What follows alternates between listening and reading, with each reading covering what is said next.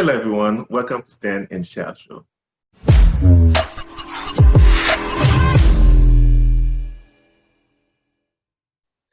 How do you know if becoming a EMT is right for me?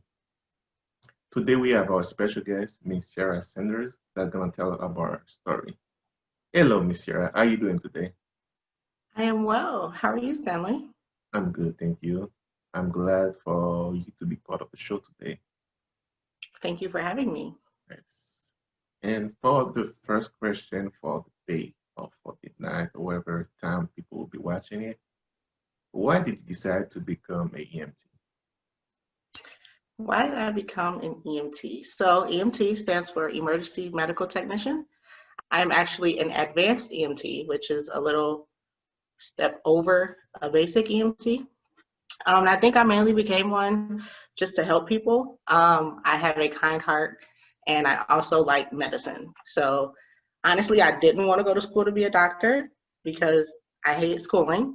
So, but I did want to still stay into the medical field. So, I was like, how can I help people while not becoming a doctor, but also, having patient contact and being able to help them on a day-to-day basis. Okay, that's good. Mm-hmm. Awesome. So, since you say you didn't want to go to school, so how can someone can become a EMT? So usually, depending on the levels, so there's 3 levels. You have an EMT basic, which only requires 1 year of school. And then you have an advanced EMT, which is what I am. Um, that requires 2 to 3 years of schooling.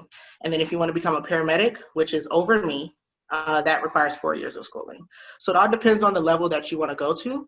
Um, I did want to become a paramedic, but at the same time, I was like, I like where I am right now. So that's why I stopped at my advanced EMT. No. So you say there is 3 level, the basic, and the mean where you are now, and can you go into detail on every single one of them?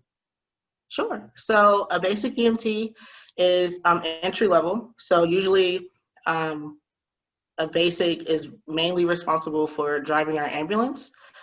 They're not really able to be in the back with the patient as much as an advanced EMT or a paramedic is, mainly because of the skill level.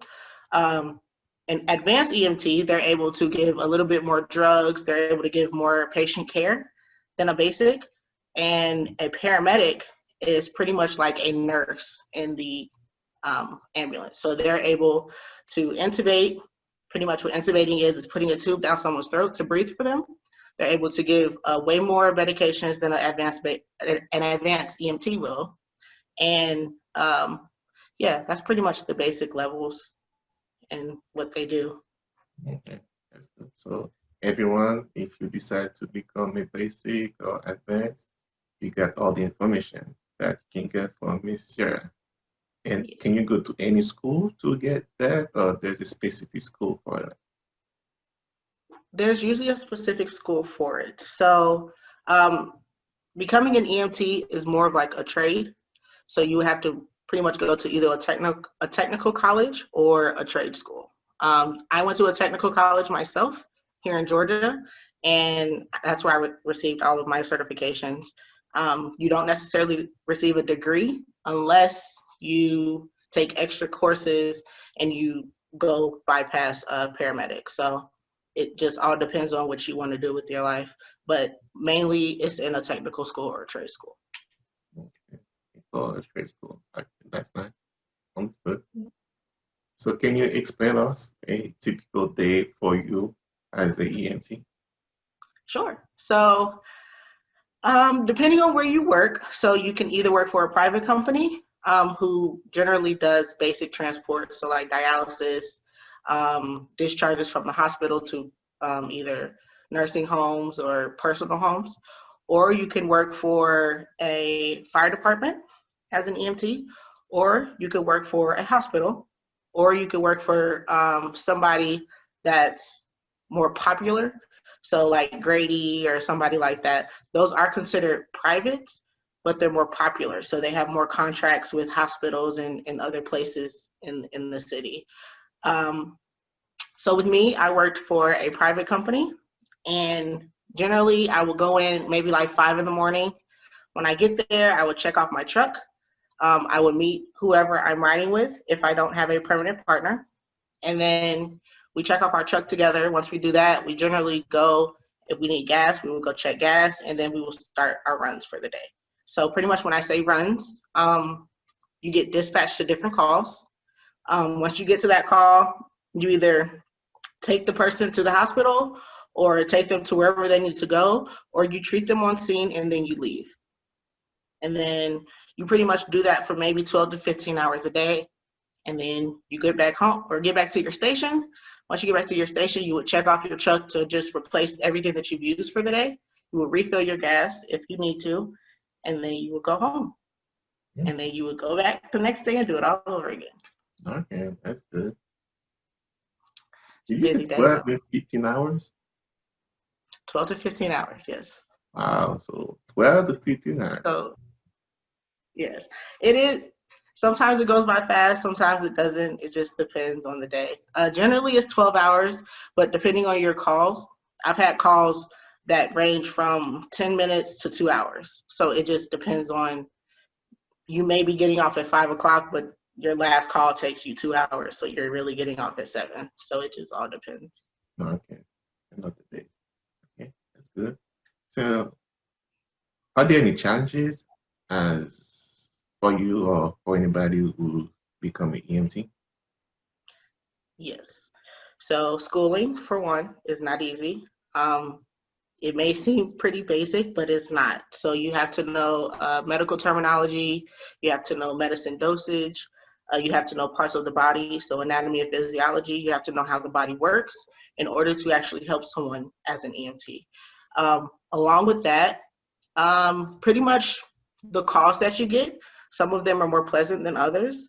A lot of them, depending on where you're working, if you're working in a city or a rural area, they could be a little tough. So I know I've had a couple calls that kind of had me thinking, like, do I really want to do this? Or, but it all depends on, it's not for the weak. I'm going to say that. There's a lot of blood, there's a lot of guts, there's a lot of violence that comes with this job. So it's just all depending on what you consider a challenge. A lot of blood. Okay, that's not for me, but whoever decides to go do it, we should do best. I like blood. So see, just depends on who you are. Yes, indeed. Then, so those are the challenges. So what are the rewards that you get? Rewards? My reward is just helping people.